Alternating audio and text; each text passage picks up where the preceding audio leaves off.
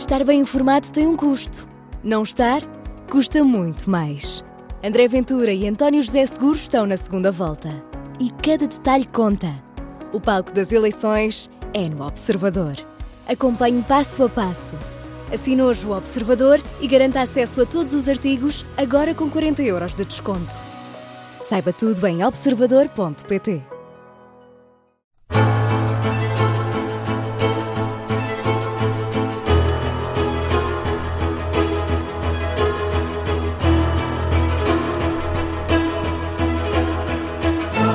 Nova viagem pelos 5 continentes na Rádio Observador. Ao sábado temos encontro marcado com o Bruno Cardoso Reis para analisar os assuntos que estão a marcar a geopolítica internacional. Eu sou o João Costa e Silva. Olá Bruno, seja muito bem-vindo. Olá, obrigado. Como é que foi a tua semana? Tranquila? Foi boa, mas a tua foi mais interessante, não é? Mas férias Sim. fora... A semana passada já passou, não é? Exato. Já terminaram, mas pronto. A vida segue, estamos aqui mais uma vez reunidos e com muito para analisar. Vamos começar, aliás, no Médio Oriente. Começo por te perguntar como é que estão as coisas por lá, numa altura em que se fala num risco de escalada do conflito com o Irão e de um alargamento à região, e numa outra vertente, perguntar-te se este foco de tensão pode também impactar o preço do petróleo e afetar também a nossa economia, no fundo. Sim, pode afetar realmente a nossa economia e, em certo sentido, já está a afetar. Ou seja, nesta última semana o preço do petróleo subiu quase 10%. E isto tem uma explicação que é, não é tanto a questão do Irão em si, como produtor ou exportador, até porque está bastante sancionado, é mais o impacto destabilizador na região, em particular, num ponto aqui crítico. Na geopolítica nós falamos muitas vezes dos choke points, dos pontos de estrangulamento, que são coisas como estreitos, ou canais, ou o canal do Suez, ou o estreito de Aden, e há obviamente também o estreito de Hormuz. Aliás, os portugueses foram pioneiros no fundo em desenhar uma estratégia de controle naval a partir do controle destes pontos de estrangulamento. O Afonso de Albuquerque famosamente conquistou Hormuz, não é? No início do século XVI, mas realmente o Irão controla Hormuz, não é? Portanto, e de facto esse estreito é crucial para a economia global, em particular para o mercado de energia, porque à volta de 25% do petróleo e dos produtos petrolíferos do mercado global e à volta de 20% do gás natural do mercado global passam pelo Estreito de Hormuz, porque obviamente estamos a falar não apenas da produção do Irão, mas do Iraque, do Kuwait, do Qatar, da Arábia Saudita, dos Emirados. Portanto, tudo isso tem de passar pelo Estreito de Hormuz para sair do Golfo Pérsico ou do Golfo Arábico. E a estratégia, digamos, a estratégia militar naval do Irão está muito orientada para ameaçar de forma credível poder bloquear esse estreito. Aliás, eles já fizeram isso com Minas nos anos 80, na década de 1980, mas a chamada Guerra dos Petroleiros no contexto da Guerra Irão-Iraque, mas agora tem meios muito mais avançados e, no fundo, para conduzir uma espécie de guerrilha naval, de guerrilha marítima, uma guerra assimétrica, como nós dizemos, do género daquela que a Ucrânia está a fazer com muita eficácia contra a Rússia no Mar Negro, ou seja, usar drones, usar lanchas rápidas, usar drones aéreos e navais, e realmente nós sabemos que, por exemplo, os militares norte-americanos, ainda há tempos um colega especialista na estratégia naval estava a sublinhar isso, os norte-americanos estão muito preocupados, a Marinha norte-americana está muito preocupada com esses desenvolvimentos e, no fundo, com o risco de ataques com uma espécie de enxame de drones aéreos e navais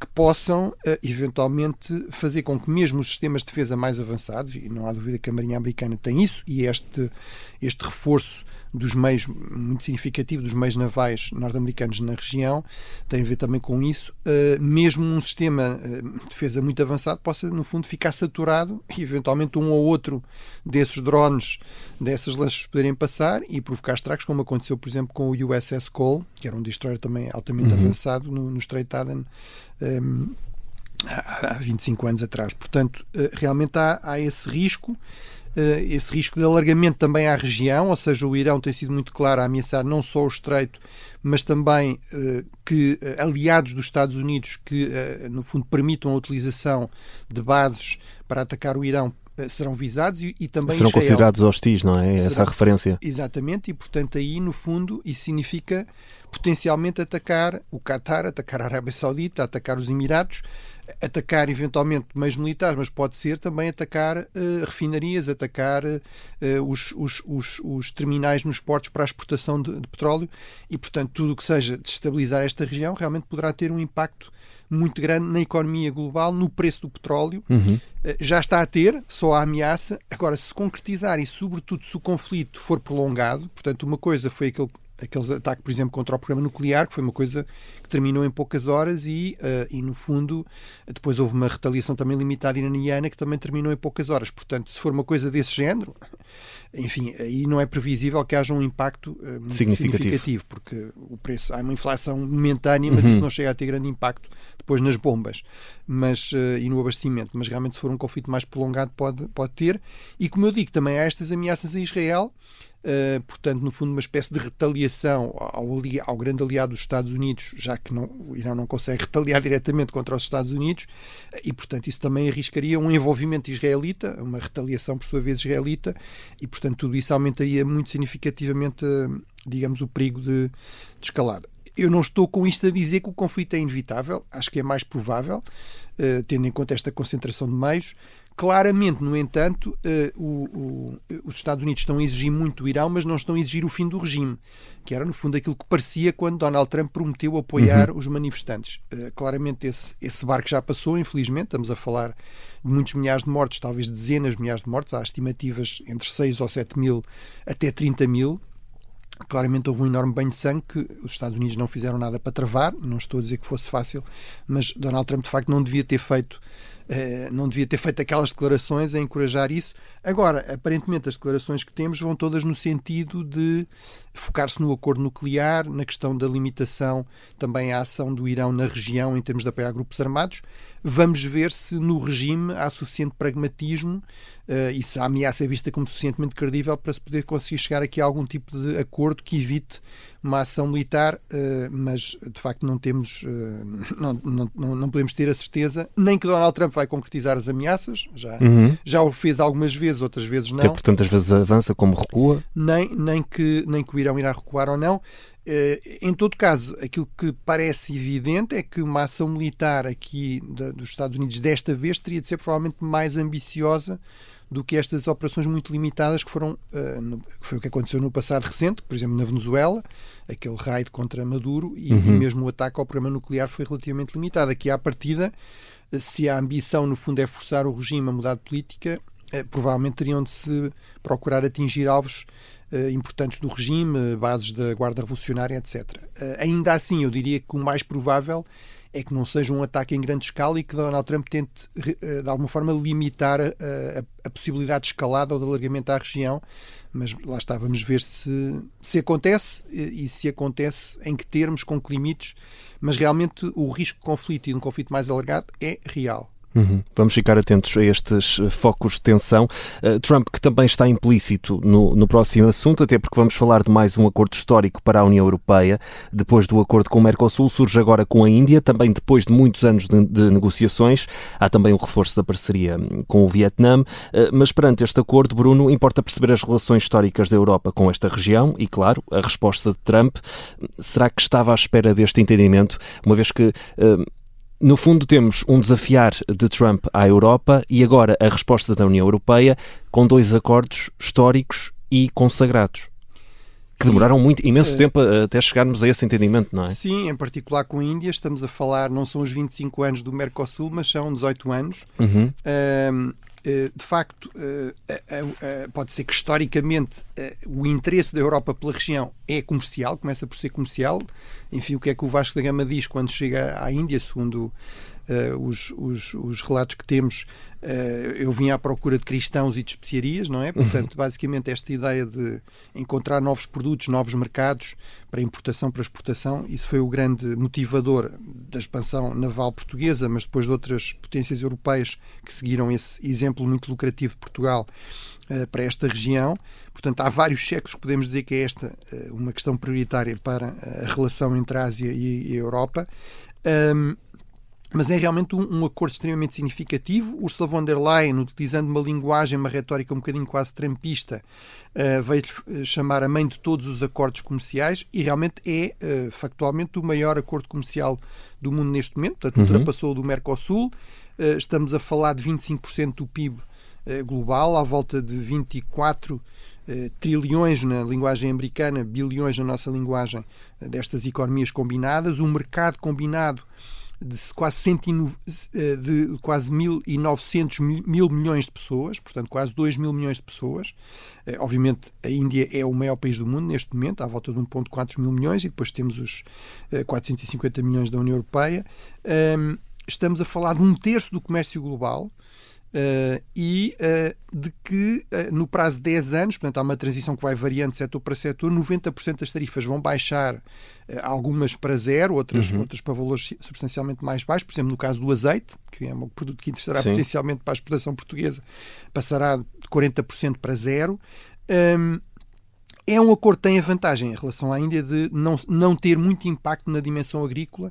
O agronegócio não é muito forte na Índia, é muito forte na América do Sul e, portanto, não choca com este setor muito poderoso, o setor agrícola que é muito poderoso, politicamente poderoso, mobilizado na Europa.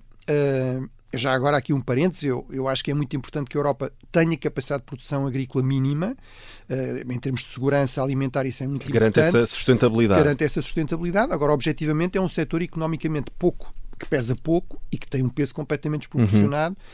Já agora, também em relação ao acordo do Mercosul, estão previstas cotas em relação a coisas como a carne, os cereais, etc., que poderiam afetar certos setores, e há outros setores que beneficiariam muito, em particular os que nos interessam, no caso de Portugal, coisas como o azeite ou o vinho, que também é importante aqui. Mas no caso da Índia, realmente essa questão não se coloca, e, portanto, é um exemplo, como disse também von der Leyen e António Costa, que exibiu também o seu passaporte. Enfim, a Índia também tem, como Portugal, esta coisa de dar passaportes a descendentes de pessoas com origem no subcontinente indiano. Obviamente, António Costa, como sabemos, a família do pai é goesa, e portanto, ele também jogou essa cartada e conseguiu ali grandes aplausos, de ter muito orgulho de ser um europeu, mas também um indiano europeu, vamos dizer assim, alguém que tem origem na Índia. A ressalvar as suas origens. Portanto, também marcou aí pontos essa diplomacia, digamos, do Presidente do Conselho Europeu, mas, portanto, o que aqui realmente é de sublinhar é a relevância estratégica disto, no sentido de dizer que era a Índia que levou com 50% de tarifas por causa de uma birra de Donald Trump com Modi não lhe reconhecer o papel na paz com o Paquistão, e a Europa, no fundo, poderem dizer aos Estados Unidos: se vocês querem fechar, se vocês querem hostilizar aliados e clientes, há outras alternativas. Nós vamos procurar outras alternativas e temos outras alternativas, e quem fica a perder a prazo serão os Estados Unidos. No caso do Vietnã, é também muito relevante porque, de facto, o Vietnã é um grande exportador. Era já o terceiro maior exportador, por exemplo, aos Estados Unidos, depois dos países vizinhos, muito como alternativa também à China. Portanto, para a Europa isso também interessa. Ou seja, o Vietnã está muito aflito com estas restrições tarifárias de acesso ao mercado americano, que se tornou um mercado muito importante para o Vietnã, e, portanto, precisa de alternativas. A Europa precisa de alternativas em relação aos Estados Unidos, mas também em relação à China. O Vietnã, desse ponto de vista, é ideal. Já agora também é, a par do Brasil, o país que está em segundo lugar em termos de reservas de terras raras, destas matérias primas cada vez mais críticas para as novas tecnologias, e, portanto, mais uma vez também é esta ideia de uma situação de vantagem mútua, win-win, portanto o oposto exatamente da visão de Donald Trump, que é: se alguém está a ganhar, eu tenho de estar a perder. O comércio internacional é um exemplo clássico desta ideia do win-win. Se o comércio aumentar, à partida toda a gente vai ganhar mais. Uns ganham mais nos setores, outros noutros, mas à partida toda a gente vai ganhar mais. E, portanto, de facto são acordos muito significativos, sobretudo no contexto atual. Vamos ver se não há surpresas em termos da ratificação do acordo com a Índia. Será menos complicado com o Mercosul? Eu imagino que sim, mas nada pode ser dado como garantido. Vamos ter de esperar até lá. lá. Temos ainda 3 minutos até ao final da nossa primeira parte. Destaque para a visita de Keir Starmer à China. É a primeira de um primeiro-ministro britânico desde 2018 e teve grande visibilidade na China. Starmer, que já falou e garantiu que este é um bom momento para reforçar as relações com a China. Nesta visita a Pequim, Trump avisou que era má ideia. Bruno, o que é que vai sair daqui? Bem, isto, no fundo, joga perfeitamente com o que acabámos de falar, ou seja, neste caso é a Grã-Bretanha, que já não faz parte da União Europeia, portanto tem de assinar os seus próprios acordos, fazer, digamos, o seu próprio esforço de diversificação também. Esse trabalho de diplomacia é mais difícil, sim, por ser sozinha neste caso, não é? Supostamente tem mais autonomia. Na prática, aquilo que os britânicos estão a descobrir é que isso não lhes facilita a vida, pelo contrário, perdem peso, obviamente peso relativo, e portanto ficam numa posição um bocadinho mais fragilizada. O ponto aqui é, realmente, esta é a primeira visita, como dizias, desde 2018. O próprio Keir Starmer veio dizer que foi demasiado tempo. Isso correspondeu a um período de uma crise muito acentuada nas relações, sobretudo a partir de 2020, por causa de Hong Kong, que foi uma antiga colónia britânica, como Macau foi portuguesa, mas, como sabemos, houve uma repressão muito dura nos últimos anos. Portanto, os britânicos fizeram muita questão de criticar publicamente isso. Depois houve também, no fundo, a proibição da Huawei participar no 5G, em linha com aquilo que era a pressão norte-americana. Portanto, houve aqui, sobretudo no caso da Grã-Bretanha, isso é muito evidente, mas aconteceu com outros países europeus, inclusive Portugal, algum aumento das tensões com a China por causa do alinhamento com os Estados Unidos, dos aliados europeus com os Estados Unidos. Ora, isso obviamente mostrou-se ser um disparate, porque os Estados Unidos, no fundo, acham que os aliados não interessam para nada com Donald Trump, fazem os acordos que entendem com a China, enfim, entram em guerras comerciais com os seus aliados europeus. Portanto, neste momento a China passou a ser um parceiro comercial mais previsível, pelo menos.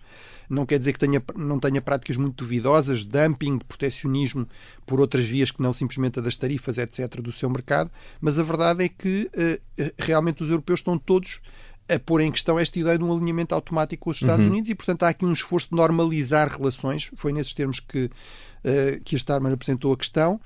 Agora, é significativo que Trump tenha reagido assim. Portanto, ele, de facto, não lhe agrada esta ideia de que, se os Estados Unidos fecham, os aliados dos Estados Unidos podem ir procurar alternativas noutros países, mas é evidente que é isso que vai acontecer. Não lhe agrada esta ideia de que, se os Estados Unidos hostilizam os seus aliados europeus, então eles podem não alinhar automaticamente com os Estados Unidos, porque, enfim, se a aliança não interessa nada, dizem os Estados Unidos, então porque é que nós devemos estar a assumir aqui um conflito com a China bastante custoso, no fundo, por solidariedade com os Estados Unidos, que não mostram nenhuma solidariedade com a Europa.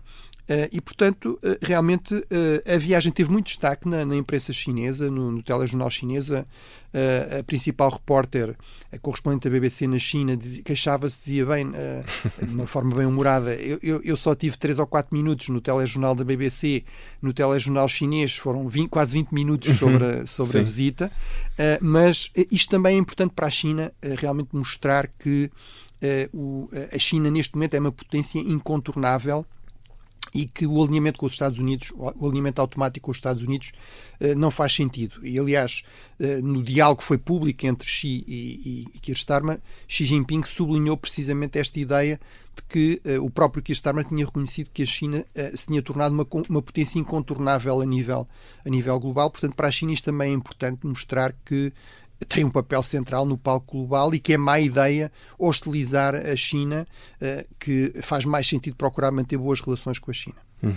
Bem, os Estados Unidos estiveram aqui com pano de fundo também nesta primeira parte, vão estar em destaque na segunda, porque é o país em destaque e que trazes esta semana, Bruno. Vamos só fazer aqui uma curta pausa e já voltamos.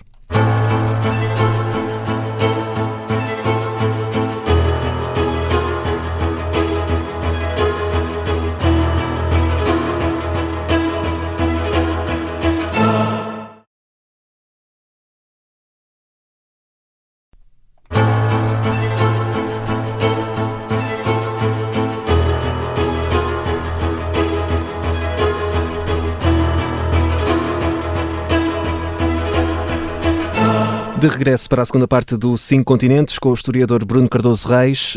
E Bruno, na primeira parte faltou-nos tempo para falar da purga militar na China. Já conseguimos perceber melhor o que é que se está a passar neste momento e quais são as implicações disto? Bem, nós falamos aqui disso várias vezes, mas a nossa desculpa é que realmente é um tema importante. é um bocadinho uma forma de tentar perceber o que é que se passa num sistema político que é muito fechado portanto, aquilo que fomos dizendo também, com base em vários analistas que acompanham, que se dedicam basicamente a estudar as Forças Armadas chinesas, é que era preciso algum cuidado para perceber, porque não era exatamente claro qual era o sentido do que estava a acontecer. Eu acho que agora já percebemos melhor. Bem, desde logo confirma-se esta questão, que é de longe a maior purga de militares, certamente desde o fim do regime pessoal de Mao Zedong, desde que Mao Zedong morreu em 1966, e há alguns autores que dizem, eu penso com alguma credibilidade, que provavelmente é das maiores purgas de sempre na história da China, porque mesmo no período, digamos, do maoísmo mais revolucionário, da chamada Revolução Cultural, das poucas instituições, basicamente a única instituição que se manteve, que Mao não chegou a tocar da mesma forma, a purgar, se quisermos, da mesma forma que todas as outras, foi exatamente as Forças Armadas, por causa deste receio de que isso pudesse enfraquecer a China, por exemplo, em relação à União Soviética. Houve aliás uma guerra fronteiriça em 1969, e também para manter, digamos, o mínimo de coesão interna. Estamos a falar de mais de 60 oficiais superiores desde 2023 que foram afastados.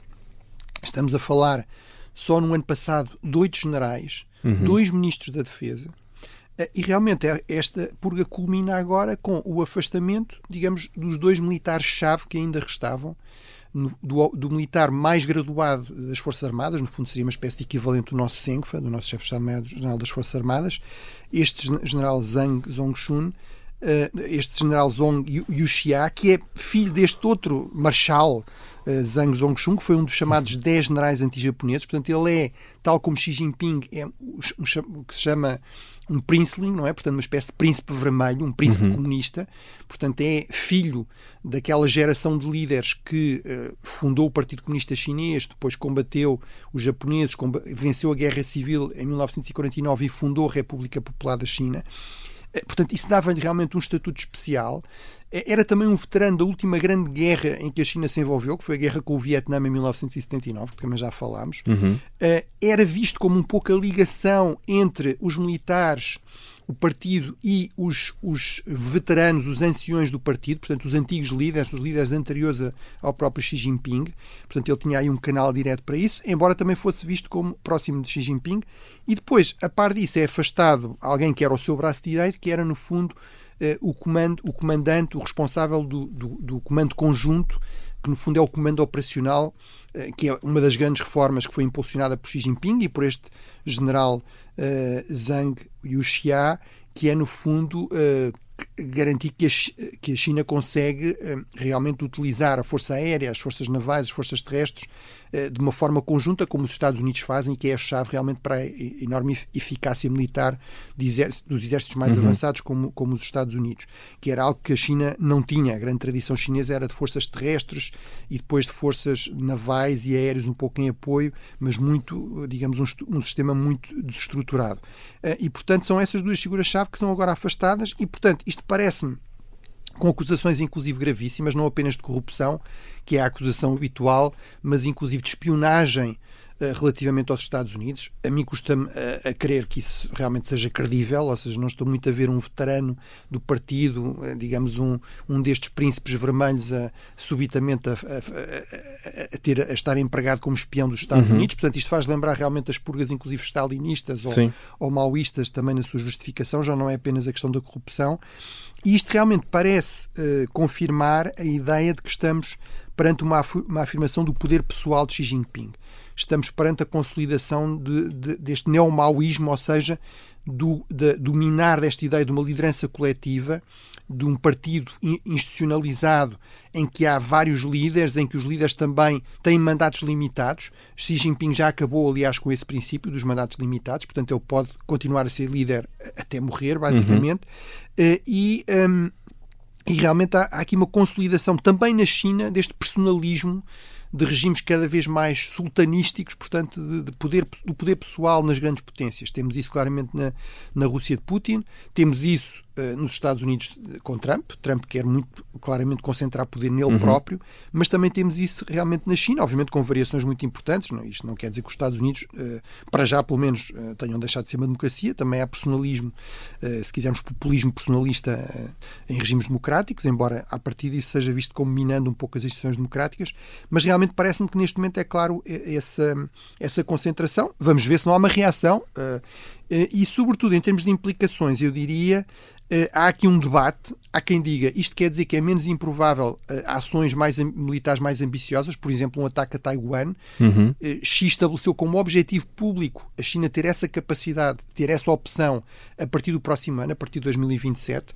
À partida uma purga das lideranças militares tende a afetar a eficiência, a eficácia operacional das forças, sobretudo se significar a promoção de pessoas que não têm mérito, simplesmente por lealdade política ao líder, sobretudo se institucionalizar aqui um clima de desconfiança mútua, de receio de que estas purgas continuem. Tudo isso é verdade. Agora, eu recordo que, por exemplo, na Rússia, de facto, Putin também estabeleceu um sistema que o que recompensava pura e simplesmente era a lealdade pessoal, em que o mérito não interessava para nada. Realmente isso teve um impacto terrível na eficácia das forças russas, por exemplo, na invasão da Ucrânia, que estiveram muito longe de ter a eficácia que era esperada de uma grande potência militar como era a Rússia. Mas isso não impediu o ataque à Ucrânia. Pelo contrário, ou seja, o facto de repente o líder não ter ninguém que o contrarie, porque é evidente que se o contrariarem, rapidamente vão cair em desgraça e vão ser purgados, vão ter problemas muito sérios. Tudo isso, no fundo, pode levar realmente a que operações mais ambiciosas, mais arriscadas, de facto, acabem por acontecer, opções mais perigosas acabem por acontecer, precisamente porque não há ninguém para dizer ao líder isto é muito complicado, isto é muito perigoso, isto não tem resultados, não tem vitória garantida, pelo contrário. Portanto, eu penso que isto não significa que a invasão de Taiwan esteja iminente, significa que provavelmente as Forças Armadas chinesas estariam menos preparadas para o fazer com eficácia, mas pode tornar mais provável este tipo de opções muito arriscadas. Ainda por cima, se não há questionamento, como tu dizias. Exatamente. Vamos ao país em destaque esta semana, os Estados Unidos. E Bruno, que datas e também dados importantes é que queres recordar esta semana? Já falamos muito dos Estados Unidos, estou sempre aqui em pano de fundo, não é? Sim, no fundo é mais recordar alguns dados e recordar duas datas. Um ano de do segundo mandato de Donald Trump. Portanto, há intercalares em novembro deste ano. Vamos ter um balanço político muito importante e que também pode afetar o poder de Donald Trump, que é as intercalares de novembro deste ano, que já estão a começar, porque há que recordar, nos Estados Unidos há eleições primárias, portanto, no fundo, já os candidatos já estão em campanha para virem a ser os candidatos. Exato. Ou seja, passado um ano já começa a surgir nomes, uma campanha mais acérrima. Sim, portanto, estamos a entrar exatamente nessa fase. E realmente este ano vai culminar nessas eleições intercalares de novembro, que podem, tudo indica que poderão levar realmente a uma alteração de quem é que controla pelo menos a Câmara Baixa, ou seja, até que os republicanos, a partir dos democratas, têm muito boas hipóteses, não só historicamente, porque geralmente as intercalares são eleições difíceis para quem está no poder, mas em termos de percentagens, de sondagens, vamos falar disso já a seguir, realmente os números não são nada favoráveis a Trump e ao Partido Republicano. Mas, portanto, temos este primeiro ano de Donald Trump e temos os 250 anos da democracia constitucional mais antiga que nós temos no mundo, ou seja, 1776, a Declaração de Independência dos Estados Unidos. É verdade que a Constituição americana só vai entrar em vigor em 1789, portanto ainda faltam alguns anos para os 250 anos da Constituição Federal norte-americana. Os Estados Unidos começam por ser uma confederação a partir de 1776, mas realmente são os 250 anos e, portanto, é também um ano muito importante. Por exemplo, a televisão pública norte-americana está a fazer um documentário magnífico do Ken Burns sobre realmente a história da Guerra da Independência, todo esse processo. E, portanto, isto é interessante porque realmente em muitos aspectos Trump desafia alguns dos pilares da democracia constitucional norte-americana. A questão da separação dos poderes, o respeito pelas ordens judiciais, a ideia de que o Presidente não tem uma espécie de imunidade soberana. Foi exatamente contra isso que a Revolução foi feita, porque, obviamente, o rei britânico tinha esse tipo de imunidade soberana. Mas, sobretudo, em termos de dados, o que é que eu queria aqui recordar? Por muito que Donald Trump crie crises, problemas, que dificulte a vida dos empresários norte-americanos, de quem quer investir nos Estados Unidos. Realmente os Estados Unidos têm uma enorme resiliência e continuam a ser uma potência absolutamente central. Podem estar a perder algum peso relativo por causa, por exemplo, da ascensão da China ou da Índia, mas os Estados Unidos continuam a representar 26% da economia global. São de longe a maior economia global. A seguir vem a União Europeia, 18%, depois a China, 16%. Eu estou a falar aqui em números em bruto, porque nisto do poder o que interessa é os números em bruto e não propriamente esta coisa da paridade de poder de compra. Depois, e por causa disso, os Estados Unidos conseguem, gastando menos de 4% do PIB, conseguem ser de longe a potência que mais investe em meios militares, ou seja, estamos nos 997 mil milhões, portanto quase de dólares, quase um bilhão na nossa linguagem, $1 bilhão de orçamento militar dos Estados Unidos. Isto é 40% do gasto em despesa de todo o mundo. Portanto, os Estados Unidos sozinhos gastam quase tanto como todos os outros países do mundo somados. O país seguinte é a China, de que acabamos de estar a falar, que gasta um bocadinho mais de 300 mil milhões de dólares e, portanto, e a Europa anda também por aí, a Europa no seu conjunto. Mas, portanto, é quase 3 vezes menos. Sim, uma diferença abismal. E, portanto, realmente tudo isto significa que os Estados Unidos continuam a ser uma potência absolutamente central a nível global. Não vou aqui detalhar os números, mas desde, enfim, a questão da inovação, as empresas tecnológicas, a inteligência artificial, e tudo isto traduz-se num enorme dinamismo, de facto, da economia americana, apesar das dificuldades, apesar da inflação, apesar das queixas quanto ao custo de vida de muitos americanos. A verdade é que a economia americana continua a ser extremamente dinâmica e, portanto, isto significa que realmente Donald Trump pode ser aqui um fator que complica as coisas, cria mais imprevisibilidade, mas apostar contra os Estados Unidos ou entrar nesta ideia de que os Estados Unidos estão numa espécie de declínio inevitável parece-me que é um erro. É verdade que, enfim, se os problemas internos complicarem muito, se houver conflitos internos muito sérios, se esta polarização se descontrolar, isso pode realmente criar muitos problemas, por exemplo, à capacidade de atuação externa dos Estados Unidos. Mas é muito importante recordar, sublinhar este ponto: os Estados Unidos continuam a ser a grande potência global em todas as dimensões de poder. E Bruno, importa perceber também como é que está a popularidade de Donald Trump. Por aqui na Europa, se calhar temos uma visão demasiado, como é que eu ia dizer, que Donald Trump em si, neste momento, é um homem bastante impopular, mas nos Estados Unidos também funciona da mesma forma, ou seja, Donald Trump está a perder popularidade face ao ano em que foi eleito, no ano passado. Que leitura é que podemos fazer neste momento deste mandato do presidente norte-americano? Bem, a leitura, eu vou deixar a minha leitura, eu tendo a ser crítico, como sabem, Donald Trump, mas o que interessa aqui é, no fundo, a leitura da maior parte dos americanos e da maior parte dos europeus. E realmente é bastante negativa, é mesmo historicamente negativa.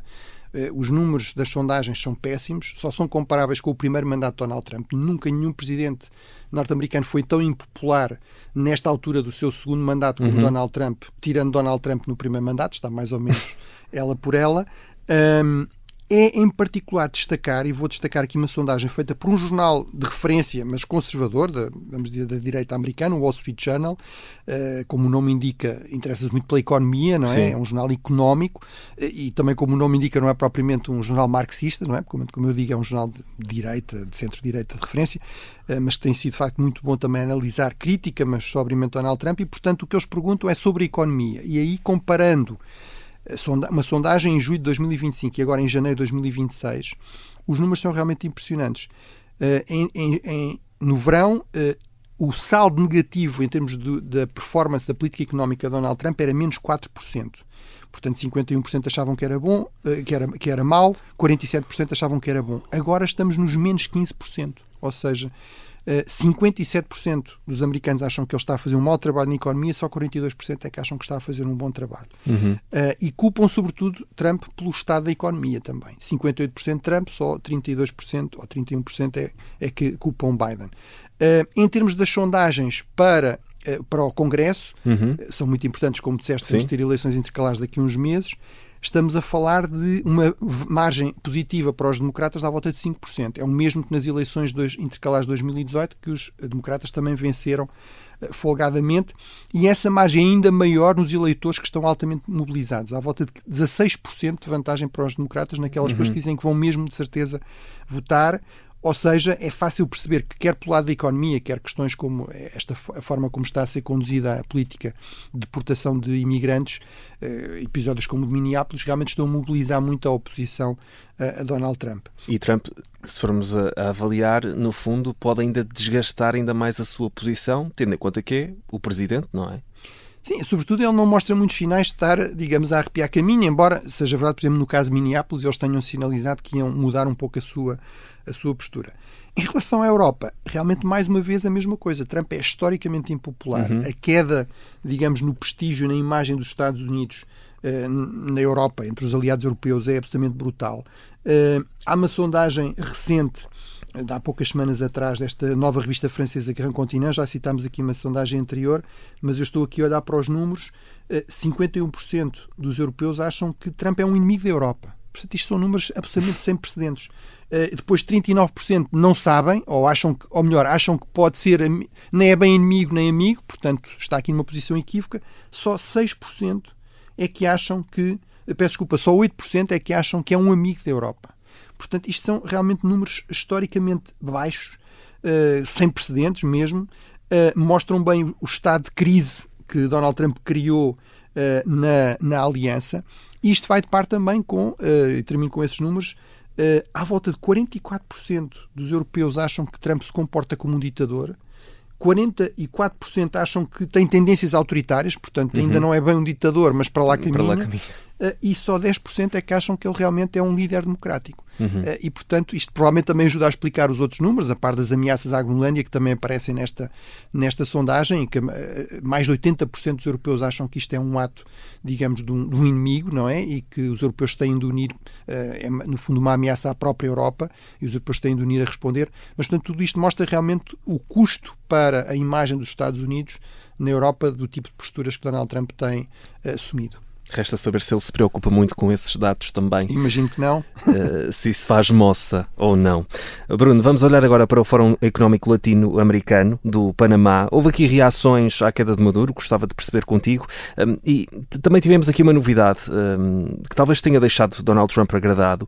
O facto do México ter suspendido o envio de petróleo para Cuba, que Trump já assumiu que é um dos próximos alvos depois do ataque à Venezuela. Sim, começando por aí, esse é um dado muito importante. Basicamente, Cuba estava a sobreviver em termos de petróleo, que obviamente é indispensável, até porque, por exemplo, para a produção de eletricidade, no caso de Cuba, ela está muito dependente de geradores, dependia muito da Venezuela e um pouco também do México, que também é um produtor e exportador de petróleo.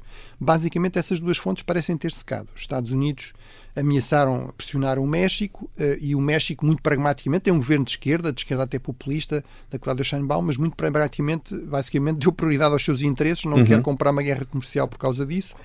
E, até porque também já percebeu, se calhar, as represálias que pode sentir, não é? Exatamente. E isso significa basicamente que Cuba tem, segundo as estimativas dos especialistas, à volta de 2 semanas de combustível, porque basicamente está a zero em termos de capacidade de importação. E, portanto, isto significa que realmente estamos a chegar aqui a um ponto crítico também em relação a Cuba, sem sequer ser preciso algum tipo de ação militar. E, portanto, acho que temos de estar muito atentos àquilo que poderá acontecer em Cuba, sendo que há aqui o risco também de problemas muito sérios, por exemplo, em termos humanitários, etc. Hospitais sem energia, obviamente, é uma catástrofe. E a situação em Cuba já é complicada por si difícil, só, exatamente. E tendo em conta estas condicionantes, ainda pior. Em relação à questão deste fórum, que é conhecido como o Davos da América Latina, uma nota para sublinhar que o seu principal patrocinador é a PRIS, é o El País, portanto isto mostra como a Espanha tem uma influência, uma presença na América Latina que não tem nada a ver, por exemplo, com o que Portugal consegue ter, por razões evidentes. Depois, realmente estiveram presentes 7 chefes de Estado e de Governo, mais de 2.000 empresários, e foi interessante, por exemplo, encontros entre Lula e o líder eleito do Chile, que é alguém muito à direita, José António Castro, mas que é muito pragmático também.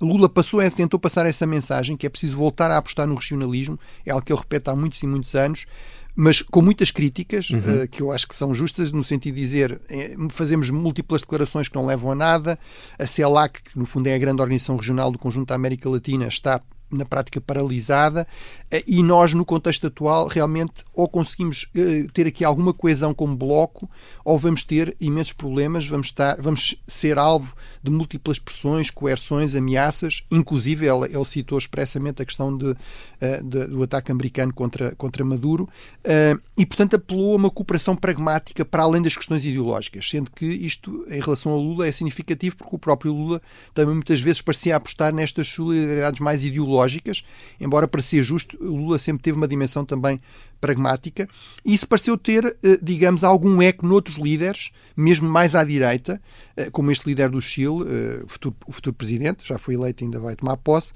e portanto vamos ver se neste contexto realmente a América Latina, ou pelo menos uma parte da América Latina, consegue ser um bocadinho mais pragmática. O presidente da Colômbia também afinou pelo mesmo diapasão, propôs uma negociação entre o Pacto Andino, no fundo a América do Sul do lado do Pacífico, e o Mercosul. Portanto, acho que tudo isto é significativo de como não apenas o Canadá ou a Europa, mas um pouco por todo o lado, realmente há esta ideia de que as pequenas e médias potências ou conseguem criar blocos mais coesos, ou vão ter enormes problemas neste mundo muito mais conflituoso, muito mais perigoso, muito mais dominado por grandes potências muito agressivas. Estamos mesmo a chegar ao fim, Bruno, mas vamos ainda ao acordo comercial entre a Nigéria e a Turquia e um encontro bilateral com o chefe da diplomacia do Irão. Pergunto-te o que é que anda a Turquia a fazer em África e, no fundo, também na sua região? A Turquia é um exemplo destas potências médias de que Mark Carney falou em Davos, ou seja, é um país que tem uma dimensão, tem uma população significativa, estamos a falar de 700 mil km², de mais de 80 milhões de pessoas, é talvez a 18ª, entre a 18ª e a 20ª economia, portanto faz parte do G20, e portanto tem as maiores forças armadas da NATO a seguir aos Estados Unidos, mais de 350 mil soldados. Já é, em termos de investimento na dimensão diplomática, já é a terceira potência, ou seja, vem logo a seguir aos Estados Unidos e a China em termos de número de representações diplomáticas, embaixadas, consulados, etc. Ultrapassou ligeiramente, mas ultrapassou o Japão e a França. E realmente a Turquia tem estado a investir muito com esta ideia do neo-otomanismo, uma espécie de recuperação do Império Otomano. Há 100 anos atrás, é preciso recordar isso, a Turquia dominava grande parte do Médio Oriente e uma parte importante do Norte de África, ou uma parte ainda do Norte de África, nomeadamente a Líbia, e, portanto, Erdogan tem claramente esse objetivo de recuperar aí protagonismo. No Médio Oriente, na sua vizinhança mais próxima, com resultados, enfim, muito complicados. Criou, por exemplo, imensas tensões com o Egito, depois da Irmandade Muçulmana com quem ele se tinha aliado ser afastada por Sisi. Mas, por exemplo, em África, nós não temos muitas vezes essa noção, mas a Turquia tem investido muito nos últimos anos e já é um ator muito importante em termos de comércio, de investimento, de cooperação. E realmente, para a Nigéria, isto também tem a vantagem que é um acordo que permite diversificar relações em relação aos Estados Unidos. A Nigéria é o grande parceiro dos Estados Unidos na África Ocidental. Tem problemas militares também muito sérios, que levaram a ameaças norte-americanas, a questão do Boko Haram, e aí realmente este acordo é não apenas comercial, de investimento, mas também de defesa, troca de informações, intelligence, e portanto realmente isto mostra como a Turquia tem aqui uma mais-valia e aproveita estes espaços abertos pela conflitualidade, pela postura dos Estados Unidos de Donald Trump. Em relação ao Irão, a Turquia quer aparecer aqui como o potencial mediador, porque apesar de tudo Erdogan cultiva e tem boas relações pessoais com Donald Trump e, portanto, no fundo, está aqui a propor-se como uma ponte para ver se, de facto, como resultado desta pressão militar, os Estados Unidos e o Irão conseguem algum tipo de acordo. Mas isto confirma realmente o papel da Turquia e o papel destas potências médias no mundo mais conflituoso. Bruno, vamos fechar, como é habitual, com a tua recomendação. Pelo que sei, é sobre a história militar da China, não é assim? Sim, é um livro muito recente e muito a propósito. Dois autores norte-americanos, o Joel Woodnow e o Phil Saunders, são professores na National Defense University, na Universidade das Forças Armadas Americanas na capital, em Washington, D.C., publicaram este livro, China Quest for Military Supremacy, há uns meses atrás, e basicamente é uma história muito detalhada, no fundo, das Forças Armadas do Exército Popular de Libertação Chinês, portanto, das Forças Armadas da China Comunista, mas com o que é aqui interessante no contexto atual é com um grande foco também na dimensão da organização, de como é que funciona esta Comissão Militar Central, de como é que foi funcionando a relação entre o partido e as Forças Armadas em vários períodos. Por exemplo, eles destacam vários momentos de alguma tensão, de alguma dúvida sobre o grau de controle do partido sobre as Forças Armadas e, sobretudo, sublinham este dado. Eu destacaria aqui 2 aspectos. Um é que, para já, a China tem sobretudo forças armadas com capacidade regional na sua região e não global, por exemplo, que não tem os aliados e as redes de alianças que os Estados Unidos agora estão a pôr em causa, mas que para já têm. E em segundo lugar é que realmente sublinhar com muitos dados interessantes que estas são as forças armadas do Partido Comunista Chinês, não são as forças armadas da China. E eles dão, por exemplo, este exemplo em Portugal, em qualquer Estado normal, vamos dizer assim, as Forças Armadas geralmente juram lealdade à pátria e à Constituição, no fundo ao Estado, e não um partido. No caso da China, de facto, os militares juram fidelidade ao Partido Comunista Chinês, a par da própria China, mas ao Partido Comunista Chinês. Fica aqui esta tua sugestão, Bruno Cardoso Reis. Já sabe que se tiver perguntas para fazer ao Bruno é muito simples, através do e-mail ouvinte@observador.pt. Pode também comentar no Spotify a cada novo episódio, por exemplo este, ou então, ainda mais fácil, através do nosso WhatsApp 91002 41 85. Bruno, um grande abraço, temos encontro marcado no próximo sábado. Cá estaremos. Obrigado, boa semana a todos.